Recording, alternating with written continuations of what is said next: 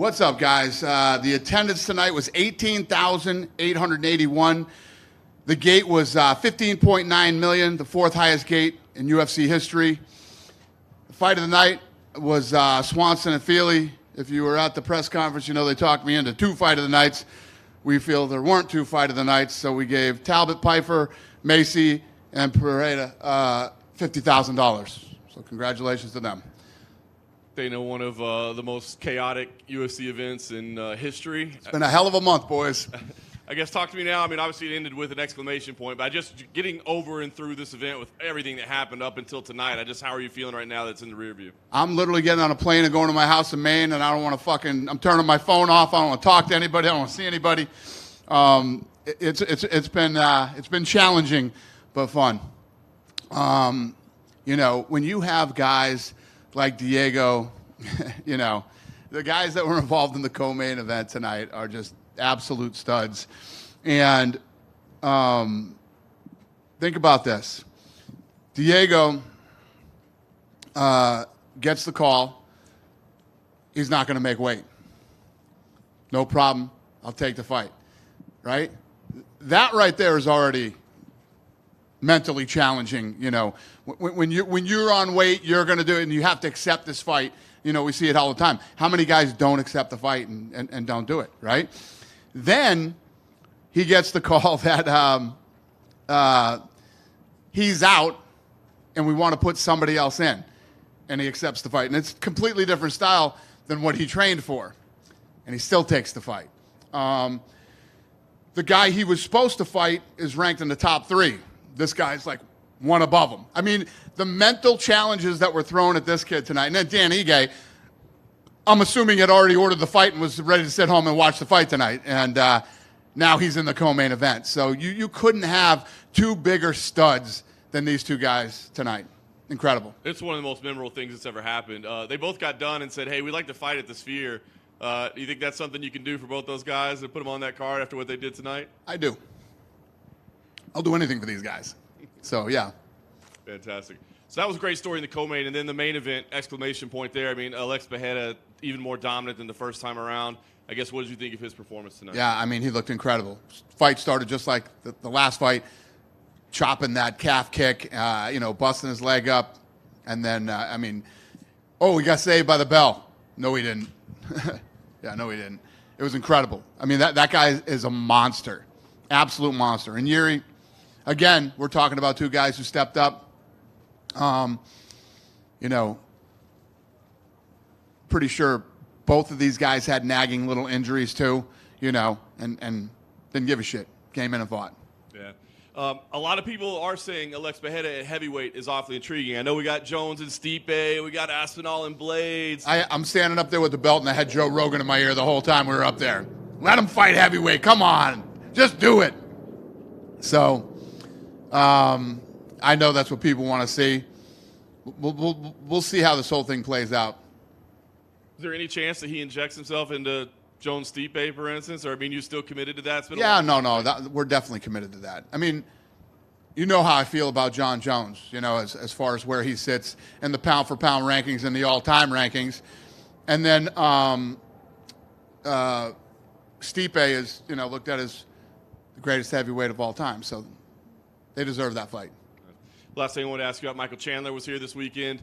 You know, we talked to him. He said, listen, I'm still waiting around. I'm not letting him off the hook. What do you think? At this point, do you recommend Michael Chandler waits for Conor McGregor, or do you feel like it's time to throw some different names at him and get Michael Chandler back in the octagon? I never recommend waiting. Time is not your friend in this business, but, you know, Michael's been around for a long time. He's accomplished a lot of things. He's at that point in his career. Maybe that's what he wants to do. He's not a dumb guy. He's a smart kid, so whatever he wants to do. Do you have any time updates on Conor, like how the toe's healing? No. I'm not even talking about Conor until Conor's done, ready to fight, and all that stuff. So, yeah. aside from Conor, like the last time he fought, Alex Pereira and Diego Lopes weren't even on the UFC roster.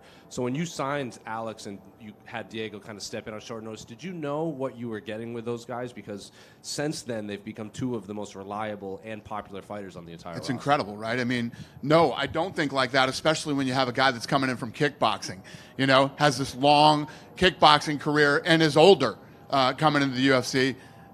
I think the exact opposite. This guy's not going to do very well here. He's going to get taken down, smashed, submitted, you know, all that kind of stuff. But, man, was I wrong. And I know you've had a lot of big free agent signings like Chandler, MVP, Kayla Harrison, but Alex Pereira has to be up there for, you know, just biggest free agent signings you've had in promotion history. No doubt about it.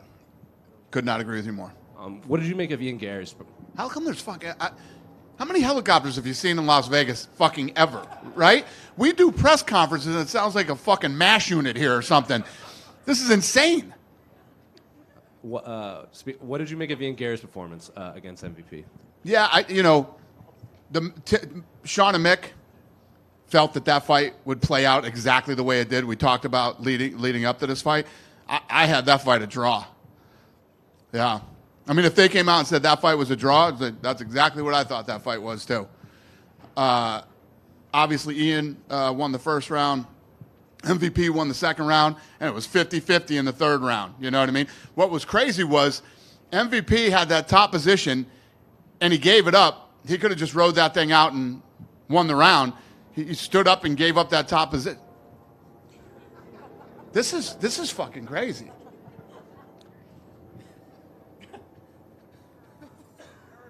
You have another question for me? Yeah. Ian said that he wants to fly to Manchester and is willing to weigh in as a backup for the welterweight title fight. Is that something you'd be willing to entertain? I don't know. I'm not. You know how I am. I don't think about that stuff until later. And then just two last ones for me. Michelle Watterson announced retirement. You had the video package queued up. What did you know, just reflect on her career with you? I love her. I love her family. And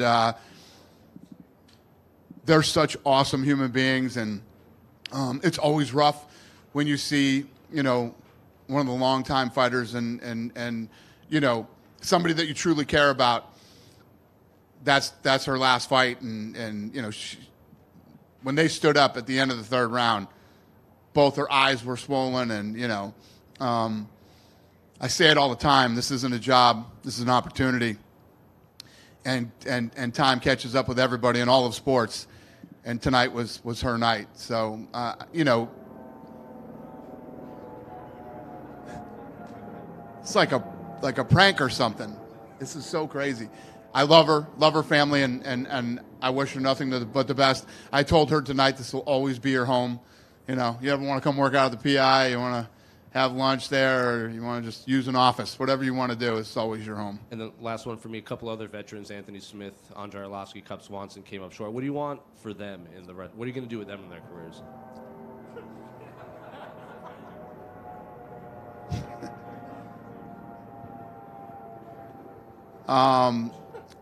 Yeah, this is Andre's last fight. I don't know what Cub's going to do.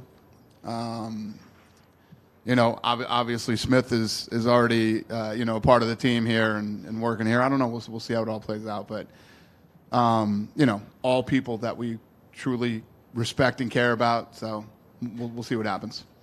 Dana, you guys posted the main event finish on your socials and on your UFC YouTube. What goes into that decision? Is it ESPN's call, or do you think, hey, this is a chance to take Alex to an even higher superstar status? Yeah, anytime that you can, you know, when you have the sequence like we put out tonight,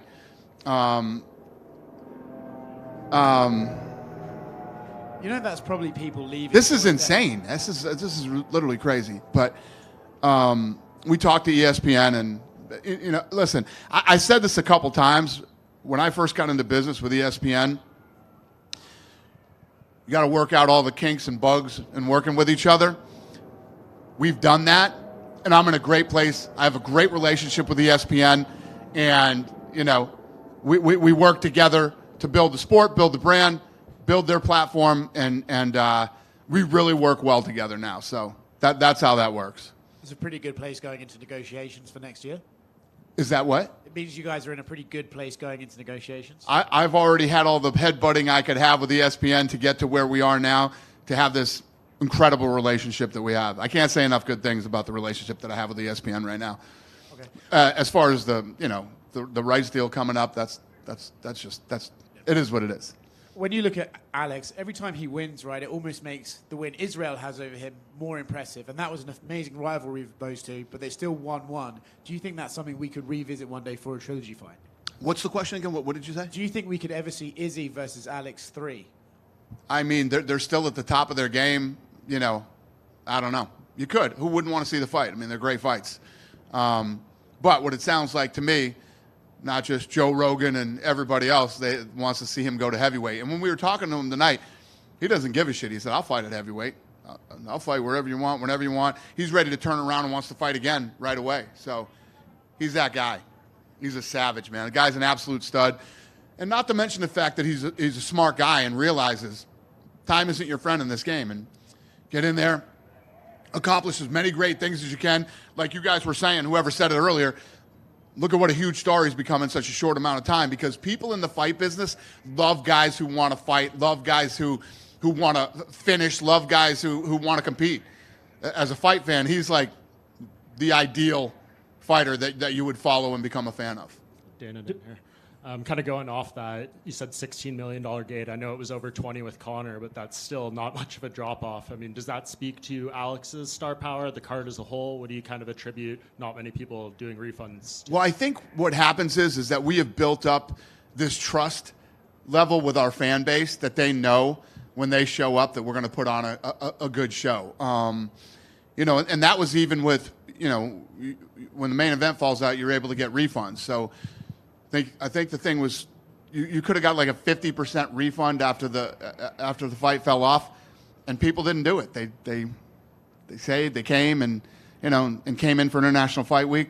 So yeah, I think it's a testament to the trust that we have built with our fan base. Is Alex one of the more unique personalities you've seen? I mean, he's going to the airport to come to the fight, stopping and changing some random person's tires. He has the walkout, just all these different kind of unique elements to him. Well, how about the fact that when we called him, he was on vacation in Australia, touring around there, going to children's hospitals, training in different gyms, doing things with sponsors, and the guy jumps on a plane and says, yeah, I'll take the fight, and goes right into camp to train as much as he can before the fight. He, like I said a second ago, he's the kind of fighter that fight fans fall in love with.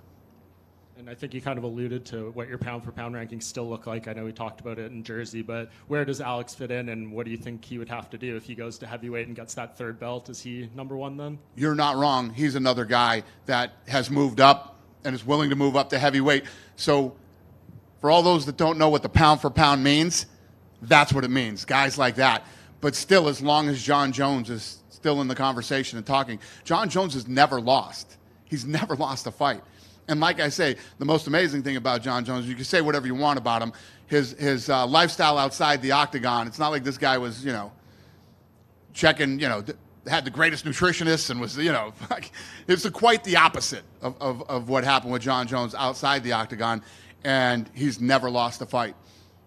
And just last thing for me, I know Brian Ortega didn't end up fighting, but we had the situation in Saudi Arabia with Kelvin Gastelum where it was like close to weigh-ins. He had his opponent, have to move up a division. It was kind of similar with Brian. Is there anything you can do, like in these situations where it's, just before weigh-in and the fighter is informing their opponent that they're not going to make that weight class? Yeah, it's one of the worst things that happens. And when you have two guys and one guy makes weight and the other guy's, it sucks. But it's also something that you're going to run into when you're asking people to come in on short notice fights. I mean, it's tough. It's a tough part of the business.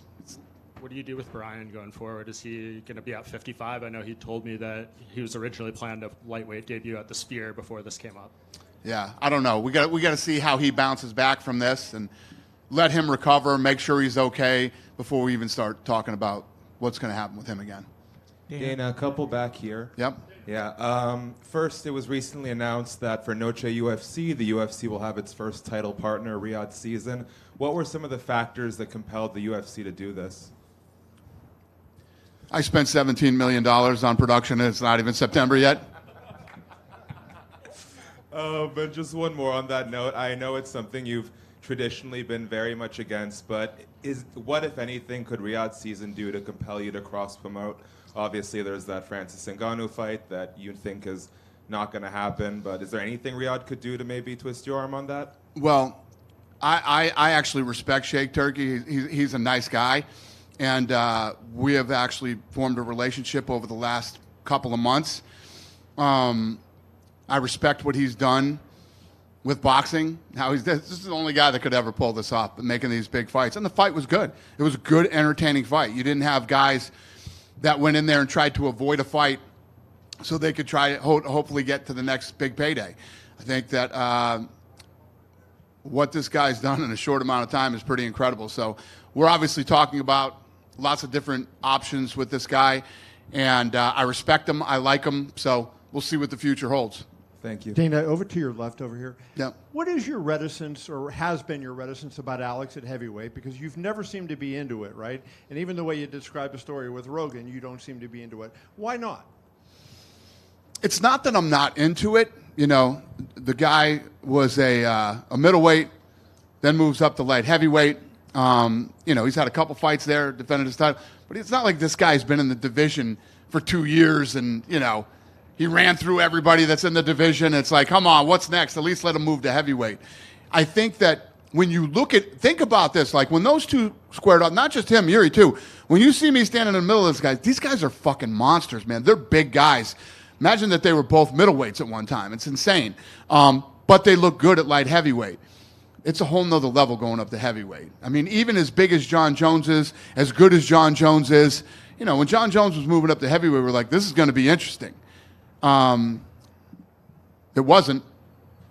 But don't you think, like, when you look at it, you go, Alex was 230 today. I saw his thing on the scale. He was 230. If he puts on 15 pounds, he's the same weight as John.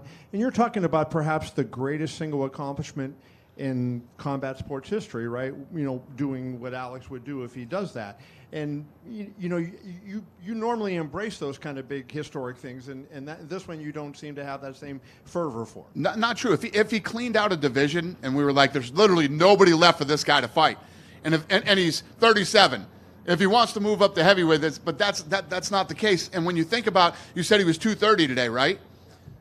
Chuck and Forrest Griffin used to walk around at 230, and they would cut down to 205. That's not big. Some of these heavyweights are, you know, 265. They're cutting to 265. It's just a whole nother level. I mean, that's why I think this is the problem with the conversation that we're having here and why people aren't giving John Jones the respect for pound. This fucking guy destroyed the best heavyweight in the division. Easily made it look like nothing. John Jones is the pound for pound best fighter in the world and the greatest fighter fucking ever.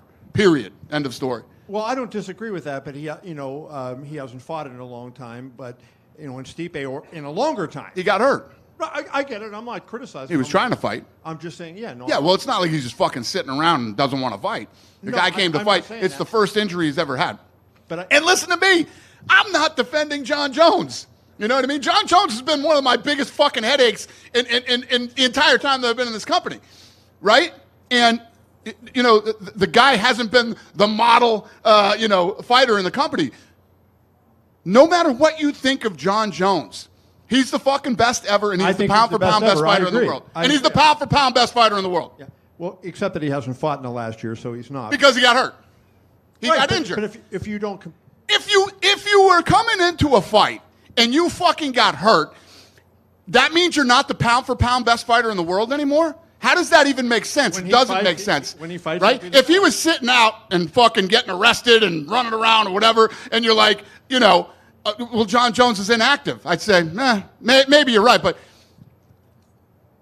as an educated adult who knows the fight business, you cannot deny that while John Jones is active, he is the greatest fighter in the world. Did I not say that? Yes. I don't know what you're arguing about here. I don't even know how we're in this conversation. Where are the helicopters when you need them? Because you're screaming and hollering. Well, let's change to a better topic then. I was outside talking to EJ when you walked in, so I didn't hear what you said about him. But what do you think he did for his career tonight, taking this fight and performing the way he did? Right, he had a guy that won his last two fights in a minute or less, and he performed extremely well, taking it on 3 hours' notice. What do you think he did for himself tonight? He didn't lose. You can't lose. When you come in like Ige came in and you do what he did, this is not a loss. He was supposed to fight on the 20th. I think we should keep him on the card on the 20th and let him still fight again. And I think what he did is he already had a tremendous amount of street cred, and it just went through the roof tonight. But when you give him that level of respect, you have to give it to Diego Lopes. That guy went through hell this week, having to find out that, okay, I'll fight at a higher weight. Now this guy is out, and now I got to fight somebody else that I didn't train for. Two totally different styles. He was coming in with the grappler striker. He's coming in with Ige, who is a big fucking puncher and doesn't want to go to the ground. So much respect to both those guys. Dana over here. Dana, right? Yep. About a month ago, Roku released Fight Inc., and which gave fans access to see what goes on behind the scenes, know a bit more about the war room, and they also got to see the crazy stuff that you guys go through that we may not have seen in first glance. What do you think an episode of UFC 303 would look like on Fight Inc.? Yeah, no, this would have been a hell of an episode. Yeah, that's a one and done. We're never doing that again. It's disruptive at work, and it was fun to do one time, and I'm really happy with the response that it got, and so is Roku. But yeah, Awesome. it would have been a hell of a show. Awesome. And another big moment from tonight was Peyton Talbot and his performance inside 20 seconds. What did you make of that, and what do you think we'll see from him out of the future? Yeah, great fight for him. Good test for him too. This was supposed to be like a big test for him. That's why we did, if you don't know, with this fight, and we know now. That kid looked badass tonight. He is awesome, and I look forward to seeing this kid grow and what's next for him. For sure. And a lot of people are talking about Brian Ortega's fight week attitude and how he approached the media and a lot of things this week. And What happened? I don't know anything It about was it. just kind of like more bland than usual. I mean, No, listen, I told the matchmakers yesterday, he was acting very strange during the weigh-ins yesterday, and yeah, it was definitely, he was definitely off. I was gonna say this. I don't know what's wrong. I don't know if he has personal problems. I don't know if he probably started cutting weight, trying to get down to weight early and probably didn't feel great or whatever the thing was. There was definitely, I don't disagree with you. There was something off with him. So that's why I was saying when he was asking me about what do you do with Ortega now, you let Ortega rest and heal himself and figure out whatever's going on with him. And then when we feel that he's right, we'll talk about a fight again.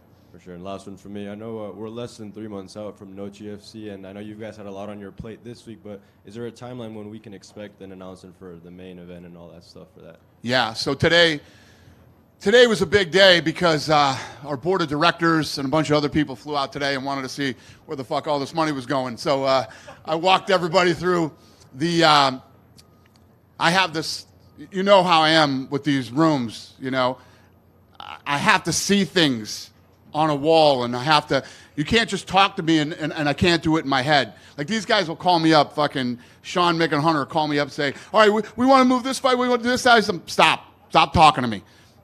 I'll see you in the war room. We go in the war room, I look at it, I can see it. So I built this whole room out that walks you through exactly what's going to happen at the Sphere. So I walked everybody through it today. I mean, our board of directors and all the other guys that came in were just fucking blown away, and everybody's so pumped about this thing. I don't know what the hell you asked me, but the fights will be announced soon. Is that what you asked me? Yeah. We'll announce the fight soon because there's a lot of production that has to start like tomorrow on this thing.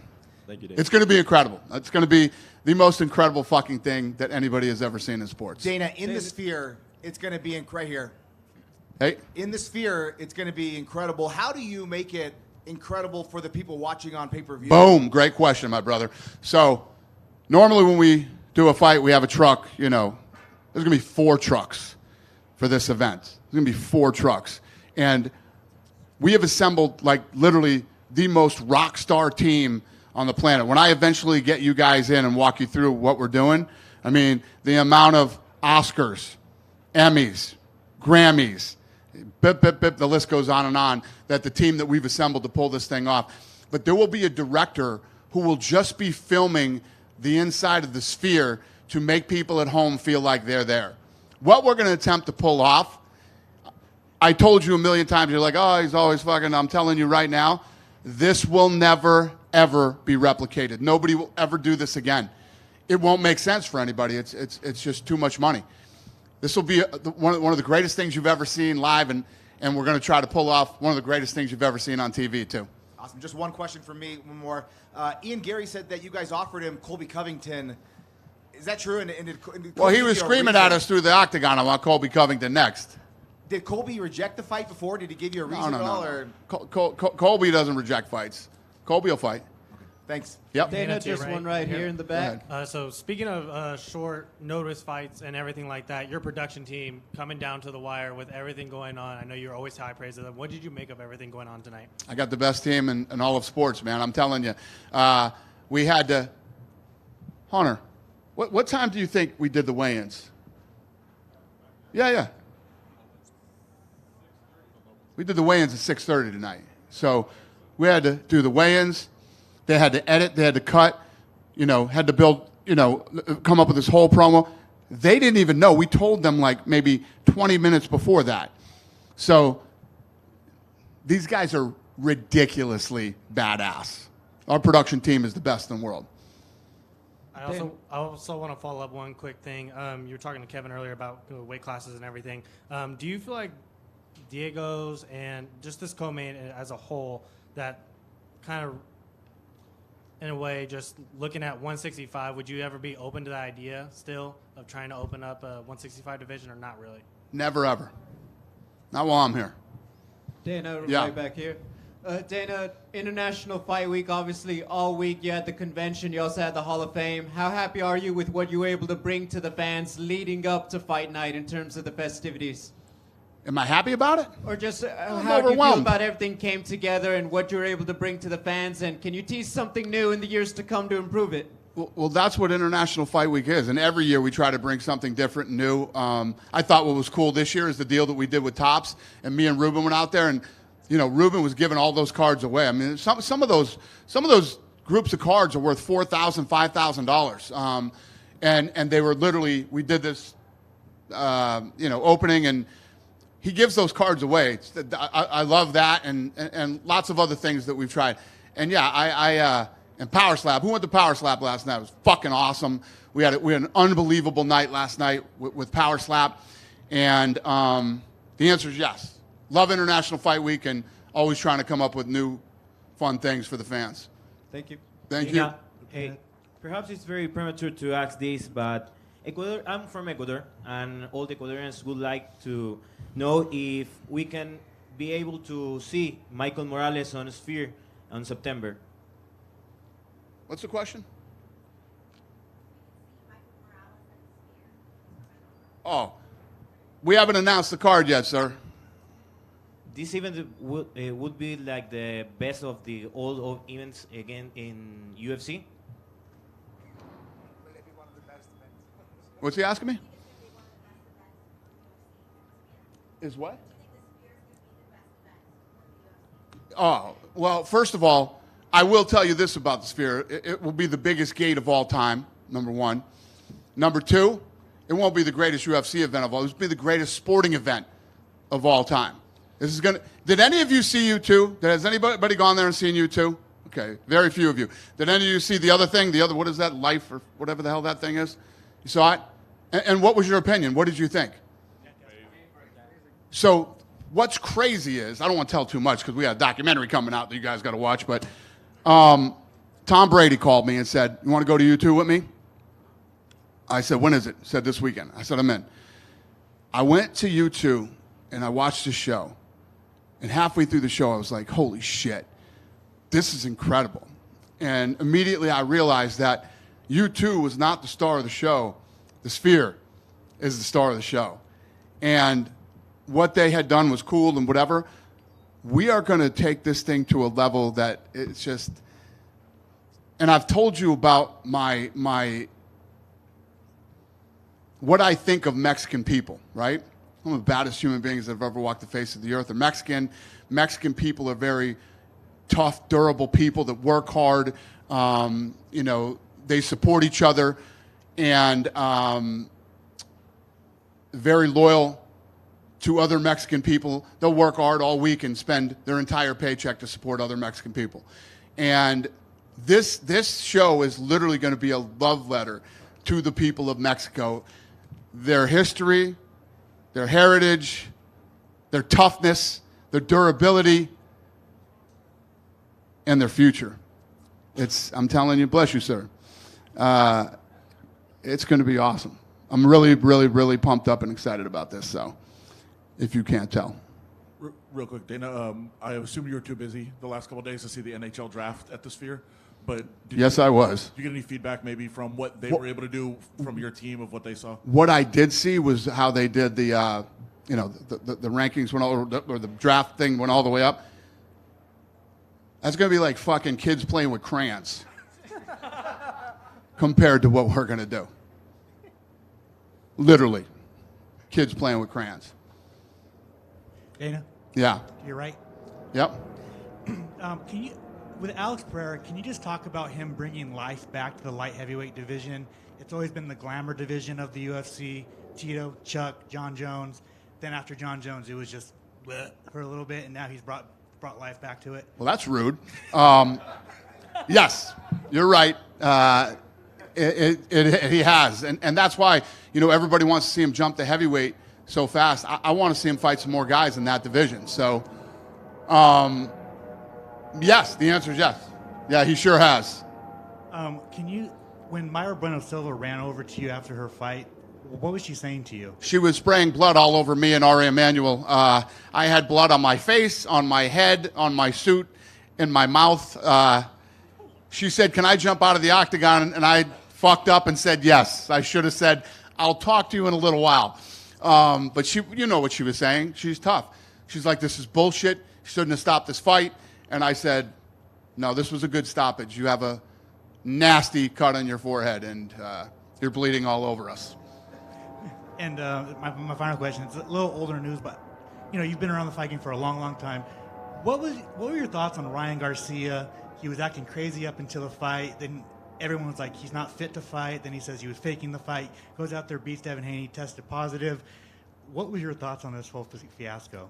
Well, first of all, none of that is any of my business. You know what I mean? It's not my card. It's not my whatever.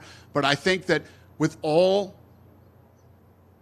I hate talking about drug testing, but with all of our knowledge that we have in the years that we've been drug testing, we believe the people who handle the drug testing that he had tainted, he took a tainted supplement, and that he did not cheat. And if he had the right people around him and had the right, that wouldn't have happened. We're pretty confident it was a tainted supplement. I got no skin in this game. I don't give a shit. You know what I mean? It's not my fight. It's none of my business, and not my place to even talk about it. But from what my team tells me, and these guys are the fucking best, tainted supplement. Dana, right here in the front. Yep. You're right here. We've talked about strikers over the years. Anderson Silva is one of the most decorated strikers. Israel Adesanya is Alex Pereira now the best striker that you have ever seen in the octagon? That's a good question. Off the top of my head, I don't know. I mean, I have to, Shogun Hua. I mean, there's so many guys that have been here. But there's no doubt about it. Like that gentleman just said, he brought back excitement and energy to the light heavyweight division, and he's a bad boy, man. Kicks, punches, the way he his defense, the way he blocks punches, he's definitely up there. One more for me. In terms of meteoric rises, have you ever seen somebody ascend as fast as Alex Pereira? We saw how quickly Conor McGregor moved up, but right. I think this is even faster. Yeah. No, we have. Israel too. I mean, you got to give it to Israel, especially these guys that came from, one-dimensional sports, and then they're able to come here and compete like they have. It's very impressive. But he's definitely one of the fastest. I mean, that actually might be a stat, right? Is he the fastest? Fastest double champ ever. So the answer is yes. What the fuck I was just babbling about before that. Yeah, the answer is yes. In less than 3 years, Alex Pereira's got 8 wins, titles in 2 different weight classes. Do you think he's the face of MMA? Yeah, listen, you saw tonight what happens when he walks in. I think I told you, what I tell you? 3rd and 4th highest gates are him. Yeah, 3rd and 4th highest gates are him. So I don't know if he's the face, but he's definitely one of the biggest stars in the sport. What were you talking to Dan and Lopes about through the fence after their fight? I was talking about to Dan. And when I went up there, no, I just told them thank you, and we respect you guys so much, and when guys do what these guys did, it's like if you look at the people who've stepped up in the last three events or whatever it is. Look at Whitaker. I mean, Whitaker just went through this same exact thing, and I said the night at the press conference, I don't care what you try to say. I don't know what anybody's going to say about that. Fucking Alaskarov is a bad dude, man. And to have that switched out, and especially where he was sitting in the rankings, Whitaker, for him to accept that fight and take it, it's a different day and age, man. These guys are all built different than back in the day. And you have to give a lot of credit to the coaches. I mean, I don't know if you remember back in the fucking day when those guys wouldn't let John Jones fight fucking Chael Sonnen on short notice. Thank God those fucking days are gone, okay? That's the silliest thing I've ever seen in the history of the sport. So you got to give a lot of credit to the camps and the coaches. Yeah, and changing pace a little bit, Callum Walsh, the Irish boxer, he's been around the fight week. Did you see his fight earlier this month? Who'd you say? Callum Walsh. Oh, yeah. I love Callum Walsh, yeah. Callum Walsh has been like a fun project for me, man. I love the kid. Freddie Roach really believes in him. And last year... We're gonna do a fight with him in Ireland. Last year you told me that he would be 1 year away from a world title shot. Do you still think he's kind of... We're gonna do a big fight with him in Ireland. For a world title? Yeah, I don't know if it's a world title. I don't know what the title is. Yeah. This is Tom Loeffler is his promoter. Yeah. This is like, I'm doing this for fun because I like the kid and I like boxing, and I have no skin in the game other than I like the kid, and I'm having fun helping him build a career. Tom told me that he likes a fight with Xander Zayas. He's represented by Bob Arum. Do you think you'd be able to work with Bob for a fight like that? He's such a dick. I don't know. I don't want to. But I guess if it was good for Callum, I guess we could try to figure it out. And you imagine trying to work with fucking Bob Arum. You know what I mean? Look at all the shit that this guy has said. Even through COVID. Dana White is what did he call me? A guy with flawed intelligence. And yeah, you're a real fucking genius, buddy. You've done a lot of great things with this sport. The guy basically had him and Don King that ran the sport for all those years. And what the fuck did he do? And where's he at now? What's his company worth? You know what I mean? Yeah, you're a real fucking genius talking about people with flawed intelligence. Yeah, me and Bob Arum probably wouldn't work together. Thanks, Dana. Congrats tonight. Yeah, please. Thank you. Dana in the back, in Yep. the middle, right straight down in the middle. Hi. With as fast as the business is moving, you've got productions all around the world now. Is the business at a place where fighters really have to just always be ready? It's not just when your fight is coming up, because things seem to fall out all around the world. And so do you need fighters to understand that now? Well, you're either that guy or you're not. You know what I mean? It's not like, hey, everybody on the roster needs to be ready and needs to go. You're either built that way or you're not built that way. And that's what I was just talking about a second ago. We got a new generation of guys here that now get it and are willing to step up and take opportunities. I say it all the time. This isn't a job. This is an opportunity. And like Dan Ige. Dan Ige was fighting here on the 20th, and he slid in tonight as the co-main event on International Fight Week, lost the fight, basically got a standing ovation in the place, right, for losing the fight, and that's what people respect. Those are the type of fighters that people like. You're either that guy or you're not, though. There's plenty of people I can rattle off right now that are not those guys, you know, but there's plenty of people we could that are. Dana, last December you took, right here in the middle, Mm-hmm. last December you took the fight night to Austin, and you said your staff wanted to go somewhere else. When will you be coming to Minneapolis? That's a good question. Soon. Minneapolis wants us. You know, they wanted us to go for that event, and my staff loves the people up there that work at the arena. so soon. We'll start hitting a lot of places now that we haven't been in a while. Places like first of all, Minneapolis is one of the funnest cities that I've ever been to. Number one. Number two, we're gonna get back up to Seattle. We haven't been there in a while. We gotta hit some of these places in Canada that we haven't been in a while. We got a lot of options. I don't have an answer for you, sir, but someday. Yeah, just one more here. Yep. You mentioned Alex staying at light heavyweight for his next fight. You look at the rankings. Number 1, Prohajka beat twice. Number 3, Jamal Hill, he beat him. Number 4, Blachowicz, he beat him. Rakic, 5, coming off loss. Can number 2, Magomed Ankalaev, who's unbeaten in 12 straight, get his title shot now? I don't know. We'll see. Yeah. Alex said before the event he wanted to fight him so he could prove that he has wrestling. I like it. Well, there you go. Yeah. Yeah. And just last one, all 5 finishes tonight were knockouts. Should people shut up about the new gloves leading to those knockouts? Hey, let me tell you what. Me and him were looking at each other. Are these gloves fucked up? Believe me, we were saying the same thing. You guys had us wondering too. So then when he knocked Yuri down the first time, I looked at him and I said, I guess it ain't the gloves. And he goes, I don't think it matters what he's fucking wearing. So that might be true. I don't know. I think it's just a coincidence. Hopefully. Yeah? Happy 4th of July, everybody. Have a great weekend.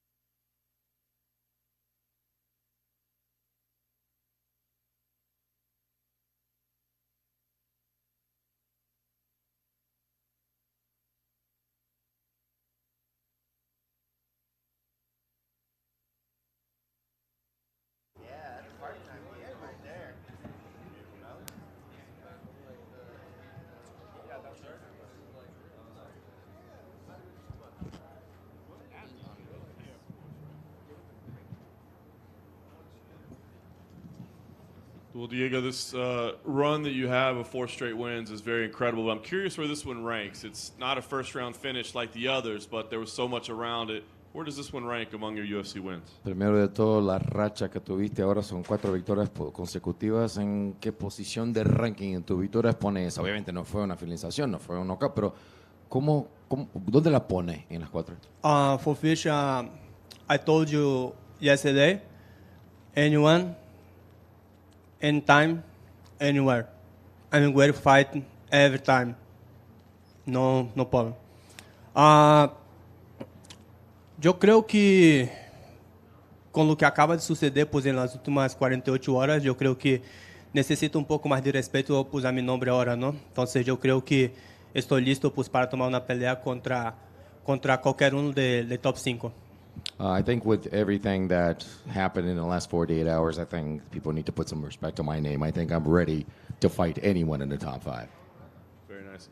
You had like 3 hours to prepare for it. So, how did the fight play out versus your expectations? And was Dan maybe even tougher than you expected to be stepping in so late? O sea, tuviste 3 horas básicamente para preparar la pelea. ¿Cómo fue la pelea en relación a tus expectativas cuando subiste de eso? Porque y Denigue, ¿fue más peligroso y más duro de que lo esperabas?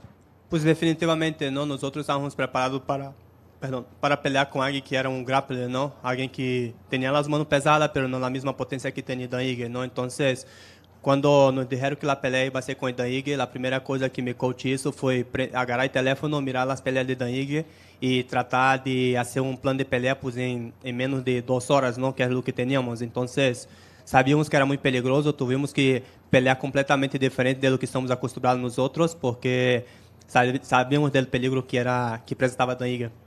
Of course, I mean, it was a big change. I think we're fighting a guy who's an amazing grappler that also's got a heavy hand, but not as heavy as the guy that we were put on to fight. We're talking about a guy who's explosive, who's aggressive, who can knock you out. So what did my coaches do? Within those 2-3 hours, they basically started watching all of his fights, and they started taking care of that plan. So they started planning for that. This is what we did. We had to plan for a different way to fight a fighter that has different features than the other one that we had before, and we're able to put that plan in within 3 hours. Pretty incredible. Last thing for me, I mean, you've definitely shown you're an anybody, anywhere, anytime kind of guy, but you've also said, hey, now I'm up the top 5 of the division. Would your willingness to take chances like this and changes like this change as you're at the top of the division, or is this just who Diego Lopes is as a fighter? Acabas de decir que eres un peleador que va a pelear contra quien sea, cuando sea, donde sea. Y que ahora está listo para pelear contra alguien de top 5. O sea, no importa los cambios, ¿eso es quien Diego Lopes es?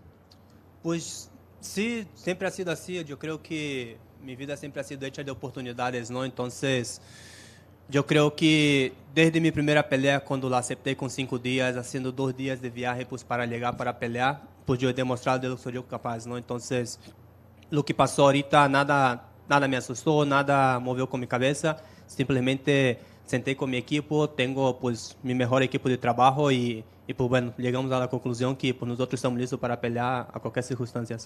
You know, this is what my life has been. My life has been about windows of opportunities. It happened. Look at my first fight, my debut in the UFC. I just basically had 2 days traveling on a 5-day notice to fight. I have a great team to work with. What we did was like basically sit down and say, but we found out with this team that this was a great opportunity, and we're ready for the fight, and we're going to take it on. Diego, to your left over here. Diego, to your left. Just curious, when they talked to you about the fight, did you ever think of saying, hey, Ige, I'll take it if it's 5 rounds? Una pregunta. Por algún acaso, en algún momento, cuando le dijeron, bueno, va a ser de Ige, ok, dame 5 asaltos. Just a joke. A ver, un chiste. No pensaste en eso, ¿no? No, pues como dije, no, o sea, a la hora que sea, contra quien sea, peso que sea, y podemos decir también ahora, pues, quanto round sea, ¿no? Yo estoy listo para pelear. But look, just like I said, anywhere, anytime, any place, and as many rounds as you need. How long do you think this is going to follow you, right? Because what you've done, you've had those great finishes in your last 2 fights in the first round. Then you come back and you do this where all these changes, you know, Brian Ortega on 2 weeks, the weight Friday morning, then doing this today. Do you think the rest of your career, this is going to change the rest of your career because of what you did tonight and this week? ¿Cuánto crees que lo que hiciste ahora, este reto y en verdad este logro que tuviste, o sea, cambio de oponente hacia Brian Ortega, cambio de peso, ahora cambio de oponente y de peso y en el mismo día? ¿Cuánto crees que eso te va a seguir en tu carrera? O sea, ¿crees que bueno, obviamente vas a continuar, pero ¿cuánto crees que este logro que tuviste hoy va a estar contigo? Pues yo creo que por mucho tiempo, ¿no? Igual pues yo creo que he demostrado también que puedo tomar buenas peleas si necesita en 155 más adelante. Entonces, yo creo que tengo la capacidad pues para seguir haciendo cosas como estas, ¿no? Entonces, pues solo es UFC llamarme que yo estoy listo. I think for a long time because I actually showed people that I'm able to actually take on some good fights at 155. So maybe at one point in my career. But what I showed is if the UFC calls, I'll be ready. And just curious what the conversation you had with Dana in the octagon when the fight was over. I saw he was very complimentary of you and you guys had a nice conversation. What was that like? Y un poco curioso para saber cómo fue la charla con el jefe y cuando hablaste con Dana White, cuando habló contigo del octágono. O sea, ¿qué te dijo? Me parecía que estaba hablando buenas cosas de ti. ¿Puedes comentar en eso? Sí, claro. La verdad es que se acercó conmigo, pues habló buenas cosas, dijo que lo que acabo de hacer pues era algo imposible que pueda repetir, ¿no? Y que yo hice mi trabajo ahí arriba, hice mi trabajo en DCC, en todas las circunstancias pues que aparecieron, ¿no? Cambio de peso era 145, yo dije que sí con 2 semanas. Cambiaron a 155, 5 horas para el pesaje, yo dije que sí. Cambiaron el oponente y otra vez la pelea a 165, yo dije que sí. Entonces él me dijo que por esas cosas hice un buen trabajo y ellos van a hacer el trabajo de ellos afuera. Yes, I mean, he was very complimentary in a sense that he said, this is kind of impossible. What you did here was impossible to replicate. Look at what you did. All of a sudden, we changed the opponent on you, and all of a sudden, you make weight, and you still say, no, he didn't make weight. I'll fight him. It doesn't matter. So we changed it to 155, and then you changed the opponent and the weight on one day, and all I did was say yes. So basically, he said, listen, you have done your work. All we've asked of you, you've done it, and we're going to work for you as well. Diego in the front right here. Is just a quick one. Is there any animosity or ill will towards Brian or frustration, considering he changed the weight class so close and then he pulled out of the fight so close to the fight, or are you understanding of what he was going through? ¿Te queda alguna especie de bronca con Brian Ortega por el hecho de que primero de todo cambió el peso, después no pelea? ¿Queda algo, un gusto tal vez un poco amargo de la situación o piensas, bueno, eso pasa, lo entiendo? No, pues la verdad es que no, nada más que respeto pues para Brian pues por tratar de dar el peso de 145. Ya nosotros internamente pues platicamos con unas personas y dijeron que él trató hasta el último de dar peso, pero infelizmente no pudo. Espero que esté bien de salud y que pueda volver a pelear pronto, así que pues ningún resentimiento. No, not at all. All the respect for Brian. First of all, we actually had information from the camp whenever that happened that he actually tried until the last minute to make weight. And I understand that he wasn't able to make it to this fight. I think he's actually, I hope he's good in health, and I have absolutely no ill will toward him. Diego over here. Is the plan to get the fight rebooked with Brian Ortega, or because all this happened, are you looking maybe at another opponent now? El plan entonces es que básicamente lo hagan de nuevo contra Brian Ortega o llegó la hora de otro reto. Pues si UFC puede programar la pelea con Brian Ortega, pues yo estoy contento, ¿no? La verdad es que estoy muy contento. Si se puede programar para la esfera, pues yo estoy muy feliz con eso. If the UFC can actually reschedule that fight against Brian Ortega, I'll be very happy. If they can reschedule that for the Sphere, be even happier. Yeah, and I don't know if you heard, Dana confirmed at the press conference just here that you will be fighting at the Sphere if you want to. He says you can fight on the card. O sea, no sabes si has escuchado, pero Dana ha confirmado para toda la gente acá, vas a pelear en la esfera, o sea, espero que estés feliz. Ok, estoy feliz, entonces que me pongan que ser en el top 5. Yes, I'm happy, and put me on the top 5. ¿Qué tal, Diego? ¿Cómo estás? Buenas noches. Bueno, justamente se mencionaba que esta semana va a haber una reunión en UFC. ¿Tú qué quieres que pase en esa reunión? Si el tema, bueno, confirmado ya lo de la esfera, si el tema del oponente ¿O qué es lo que quieres tú que pase en esta reunión de UFC? It was actually mentioned here that there's going to be a meeting in the UFC this week. Obviously confirmed it with a Sphere. Maybe talking about possible opponents. What would you want for this to happen in this meeting this week? Pues espero que, bueno, como ya con la noticia que voy a pelear en la esfera, ¿no? Espero que eles puedan conseguir un oponente, voy a mencionar alguien que esté en el top 5 y que quiera pelear, pues yo estoy listo, no tengo ningún problema. Si eles estão incluindo mi nombre en eso, puede esperar cosas grandes.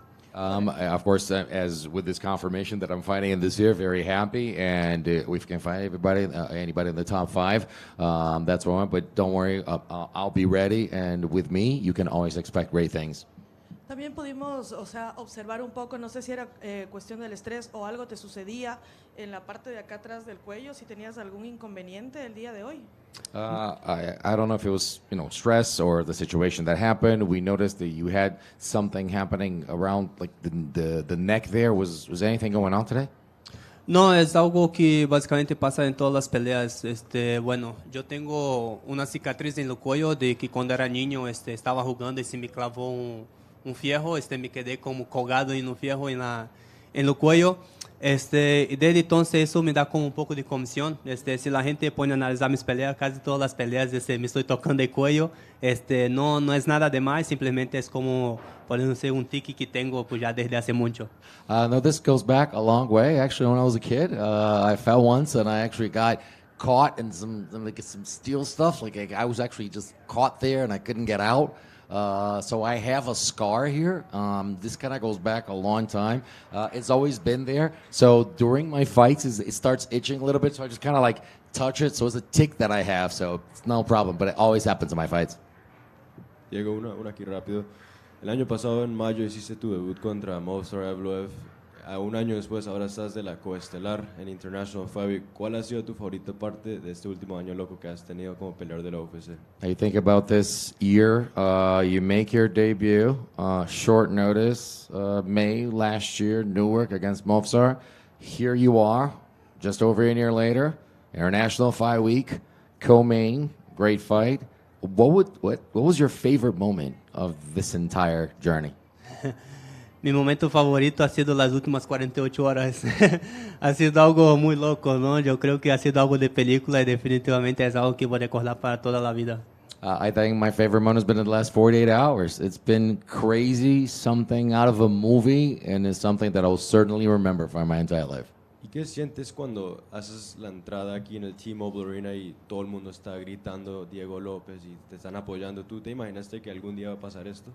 What do you feel when you get into and walk out on T-Mobile Arena and everyone's yelling your name and supporting you and cheering you on? Did you ever think in your life that this was going to happen? It was going to be this way? Siempre ha sido mi objetivo, ¿no? Siempre ha sido mi objetivo, pero no pensé que fuera a pasar tan rápido. Pero yo creo que como está sucediendo las cosas en mi carrera, la gente se está agarrando ese cariño, ¿no? Entonces yo solo estoy disfrutando y alimentándome más que pueda y disfrutando cada momento. This has always been the goal in my career. That's what I've always wanted. I never knew it was going to be this quick, but I think because of everything that's been happening, people are just, giving me all this love, recognizing it, just sending all this love, and I'm just enjoying this moment right now. Diego, what's the plan for the hair? ¿Cuáles son los planes para tu pelo? Igual, no hay planes, nada más retocarlo cada que sea posible y listo. Same, no plans, just getting a haircut once in a while, that's it. Diego over here. Dana says that Mexicans fight. I know that you're not Mexican, you're Brazilian, but he says that Mexicans fight with a certain ferocity. You living in Mexico, do you feel like you're a Brazilian that fights like a Mexican? Dana dijo cuando estaba acá que los mexicanos son bravos, que son fuertes, que pelean feroz. Eres brasileño, pero sabemos que vives en México. ¿Crees que porque estás viviendo en México, ahora te pusiste así? No porque vivo en México, pero sim por mi coach Francisco Grasso, que está ahí atrás. Él me ha enseñado a pelear así como pelean los mexicanos, ¿no? Yo he visto... Me ha enseñado por sus videos de cuando peleaba, me ha implementado ese chip en la cabeza de que tengo que pelear con un mexicano, a pesar de no ser mexicano de sangre, pero mexicano de corazón. Todo eso es gracias a mi coach Francisco Grasso por haber implementado ese chip en mi cabeza. de pelear siempre como mexicano? Not for actually living in Mexico, but because of my coach Francisco Grasso back there. I mean, he has taught me how to fight like a Mexican. He's put on the chip in my head to fight like a Mexican. So he's shown me videos back when he was fighting, and just I've seen this, and I think he's just gotten that, and it's ingrained right now in the chip of my head that I even though I was born in Brazil, I do fight like a Mexican. Muchas gracias. Gracias. Diego atrás. Diego, how did you first come to Mexico to work with Lobo Gym? Can you tell us the origin of that story? Diego, ¿cómo llegaste primeramente a México y cuando empezaste a trabajar con la gente de Lobo Gym? ¿Puedes pasar un poquito de esa historia? Sí, puedo resumir rápido. Yo llegué a México en 2015, empecé a dar clases de Jiu-Jitsu. Después de un tiempo abrí mi gimnasio. De ahí conocimos a Francisco y su equipo Lobo Gym pues, en un evento en Ciudad de México. De ahí me invitaron a hacer un seminario con ellos. Ese seminario, nuestro coach Francisco dejó la invitación abierta de cuando quisiera regresar, poder regresar con ellos. Y en 2018, después de una pelea que tuve en Rusia, lo llamé y decía, ¿sabes qué? Necesito ayuda, necesito que me ayude con mis manos. Y hemos trabajado desde entonces. Yo creo que hemos tenido muy buenos resultados, desde tanto en la parte del strike como en la parte de jiu-jitsu con nuestras compañeras Irene y Alexa. So let me summarize it for you. 2015, I come into Mexico and I started giving classes, and I had my own gym. And we had a seminar together, and I was able actually to work. And I saw Francisco there, and we worked with the teams together. And he basically left the door open to say, "Hey, whenever you need, we're there. Let's work together." And then I went to fight in Russia, and when I came back, I said, "Listen, I need some help on my hands." And I think we've been able to do a great job together. And I think that not just myself with my hands, but also the job that we've done with the grappling and the jiu-jitsu, and also with our striking, not just myself, but also our teammates, Grasso and Aldana. Thank you. Thank you. Thank you, guys. Have a good night.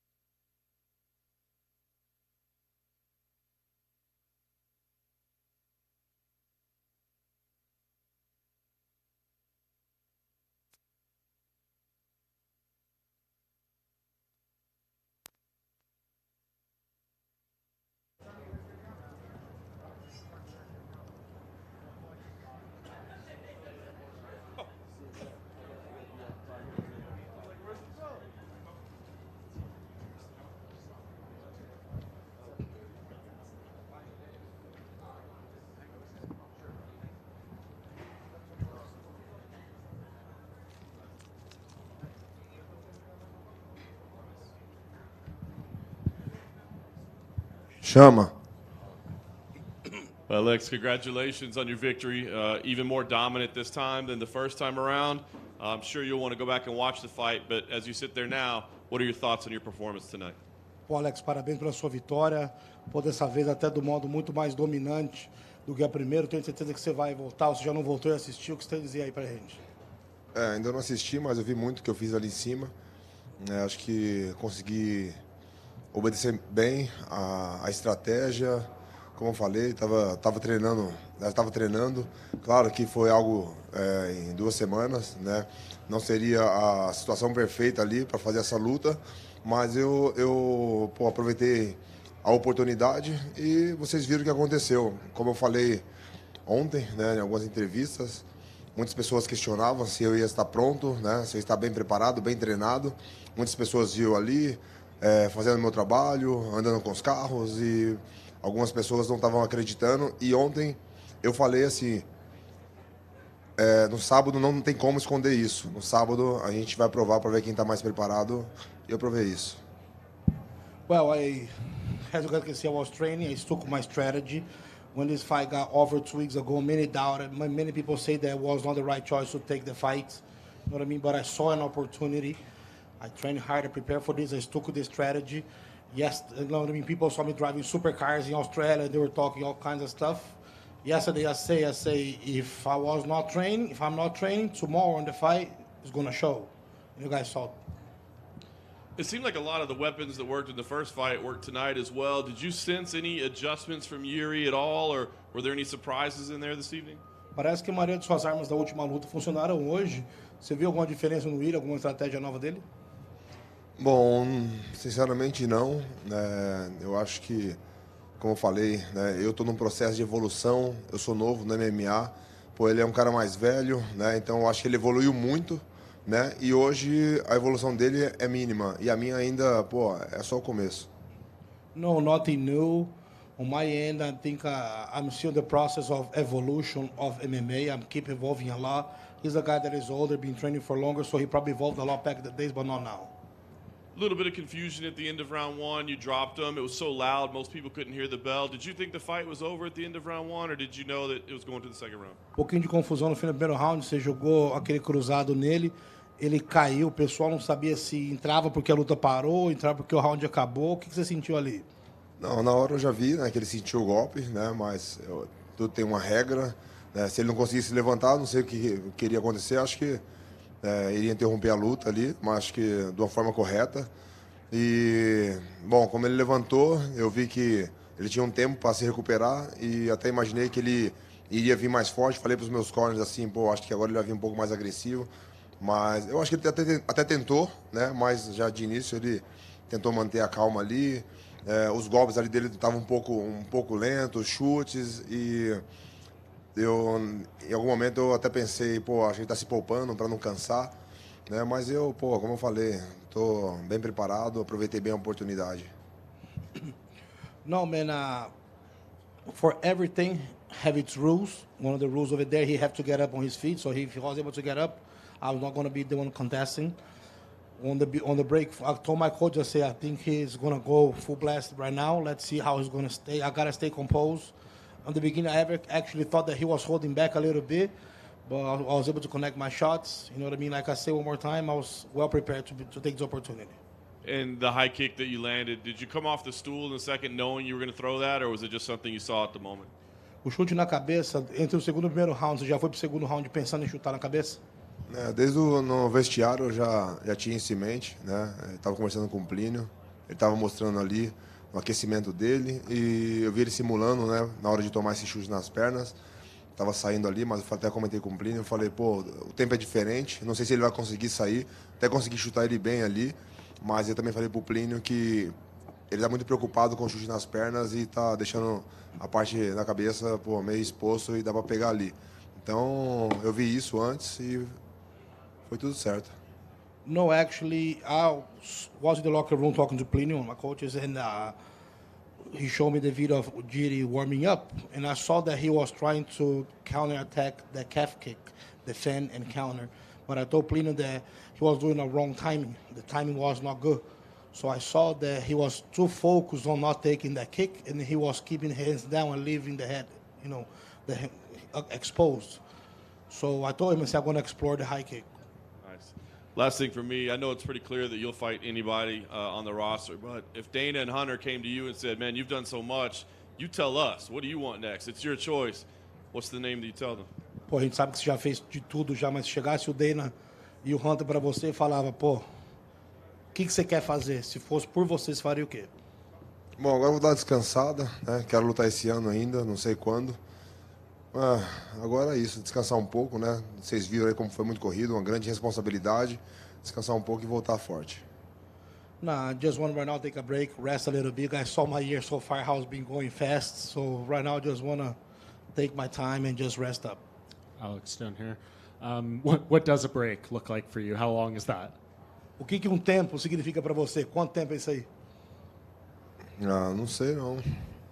Difícil responder. Vocês viram aí, né? 15 dias, não sei, mas com certeza vai ser mais demorado. Well, I don't know, man, you guys saw 2 weeks, but this time it's going to be a little longer. The only person in the top 5 of light heavyweight who you haven't already beaten or isn't coming off a loss is Magomed Ankalaev, who's unbeaten in his past 12 fights. Do you feel like he deserves a shot at the title?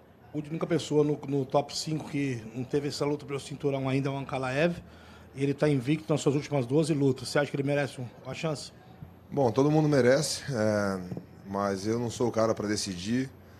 Acho que as pessoas têm que perguntar isso pro Dana White. Eu estou pronto para qualquer um. Everybody deserves, but I'm not the guy to ask. They gotta talk to Dana White. I did ask him, and he said if you wanted to fight him, he'd give you that fight. Ele perguntou para ele, ele falou que o Dana falou que se você quisesse, ele faz essa luta. Qualquer um. Anybody. And just last thing, a lot has been made about these new UFC gloves and like less knockouts in them. What did they feel like to you? I mean, I asked Dana about them. He said you could probably knock out someone in any glove, but what did they feel like to you tonight? Pô, como é que você sentiu essa luva nova do UFC? O pessoal fala dos nocaute, no nocaute. Perguntaram pro Dana, o Dana falou que você com qualquer luva você nocauteia alguém, né? O que você achou dela? Bom, para mim eu achei normal. O adversário, não sei se ele vai responder a mesma coisa. For me, they feel normal. I don't know what my opponent's going to say. Alex, in front right here. When you entered the octagon and they were doing the introductions, you stared at Yuri for almost 5 minutes, the two of you. And that's pretty much a whole round in the UFC. So I'm curious, what's going through your mind when you're staring through Yuri and not blinking? Bom, quando começou o primeiro round, você e o Prohaska se encararam por quase 5 minutos. O que está na sua cabeça naquele momento? Bom, focado, né? Olhando ali, tentando fazer alguma leitura. É um cara centrado, um cara muito sério. Pô, é um guerreiro. Mas isso me dá mais motivação, né? Para estar ali em cima e fazendo o que eu fiz. I was focused. I was looking somebody that was focused, a warrior, just giving more motivation to do what I did. And after the fight, it looks like you were kind of pushing your toes back into place. How are they feeling, and were they dislocated or anything? Pois a luta parece que estava empurrando o dedo de volta no lugar. Como é que eles estão sentindo? Tá doendo? Tá deslocado? Como é que tá? Não, com os meus dedos não aconteceu nada, nem relou os dedos, mais sentindo uma dor no pé, né, no meio do pé, onde o chute acertou. Achei que tinha acontecido alguma coisa, né, fiquei um pouco preocupado. E geralmente depois o sangue esfria, aqui nas entrevistas a gente já começa a mancar, sentir mais dor, a dor aumentar. Mas não, só foi lá em cima mesmo, pô, comecei a movimentar e agora está muito melhor, então acho que não aconteceu nada. Nothing in my toes, on the top of my foot, I thought I had hurt a little bit, but compared to all the fights that I had, by now I should be limping and everything, so it feels fine, I'm good. Alex over here. After your fight, former opponent Jamal Hill went on Twitter and he said, quote, "I'll sleep the next guy and then we go again. Great win, but we are not done." What is your reaction to that? Bom, depois do seu nocaute, Jamal Hill comentou, legal, eu vejo o próximo cara, depois vejo você de novo. A gente ainda não terminou. Tá bom. Ok. And obviously you've accomplished a lot in such a short amount of time inside the UFC. Whenever that day comes that you do decide to hang it up and call it a career, where do you think you will rank amongst the greatest fighters of all time? Pô, você já conquistou muito no UFC já. No dia que chegar que você acha que você tem que pendurar as luvas, onde que você se colocaria no ranking dos melhores de todos os tempos? É difícil, né? Isso não sou eu que decido. Muitas pessoas tentam se colocar numa posição E as pessoas que têm relevância, né, a isso, né, diminui as pessoas, tem outras pessoas que talvez não merecem, eles colocam o nome lá em cima. Eu vou fazer o meu trabalho, eu acho que está sendo um trabalho muito bem feito, muitas pessoas aí se espelhando, se inspirando em mim, eu motivando essas pessoas, para mim é o que importa. No, man, I'm not ranking myself. Like, you know, I mean, people sometimes they go and do the same, and they lose credibility with other people. People do whatever. I just like to be fighting and keeping motivating people to do the same. Alex, back here. Was wondering, how proud are you to have been promoted to yellow belt in judo by Kayla Harrison? Alex, queria saber quão orgulhoso você está de ter sido promovido à faixa amarela pela Kayla Harrison de judô. Não, com certeza, muito feliz. Eu fiz um treino com ela. Eu já vinha fazendo essas técnicas, né, dessas quedas e, a experiência que ela tem, né, a história que ela tem, né, eu prestei muita atenção, né, nas dicas que ela me deu e nos meus treinos isso funcionou muito, né, para quem acompanha. O Primo está aqui, sabe como isso vem funcionando. Na minha luta ali, eu vi momentos para fazer isso, estava muito no automático já, estou treinando bastante. Mas eu preferi não fazer, manter a calma ali, mas um dia pode sair. No, I'm really happy, man. She did help me out. Like, she gave me some very, very useful hints, tips. And Plino is here to witness that. He knows that I've been using that on my game. I almost used today, but just didn't found that was the right time to do it yet. But I'm definitely going to be using her judo on my next fights. I'd like to ask you, in the last 6 months or so, Chama is just taken off. The fans want to say it to you every time they see you. They want to chant it when you walk out. What is it like to have just created this movement with that word that the fans attach to you so much? Os últimos 6 meses, Chama virou um movimento, né? Todo mundo falando, todo mundo gritando, virou aí a coisa do momento aí. O que significa isso para você? O que significa do momento? Para você, o que significa o Chama? Para mim significa muito, porque é uma coisa que eu vim falando e as pessoas vêm abraçando. Hoje é uma marca, né? Se eu faço uma camiseta, as pessoas estão ali me apoiando, né? Dá para ver o carinho das pessoas. E aonde eu chego, eles começam a gritar, então é algo meu. Então eles estão abraçando isso e para mim está sendo muito bom. No, man, I'm happy to be creating kind of this movement. I've been putting my shirts. I've been doing my stuff, and to have people support and say Chama wherever I go, wearing the shirts and wearing everything, like, it's very cool. Alex, the first person to defeat you in MMA is competing on the Contender Series this season. Obviously, he's far away from fighting you again. So I just wanted to know what's your thoughts on him coming to the Contender Series. A primeira pessoa a derrotar você no MMA vai estar lutando no Contender Series agora em agosto, nessa temporada, né? E, lógico, muito longe ainda de ver você novamente, de lutar com você. Mas o que você tem a falar sobre a pessoa?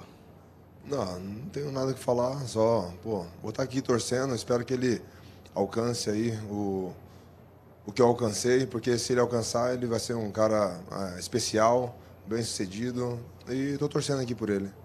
Man, I wish him good. I hope he can achieve a lot.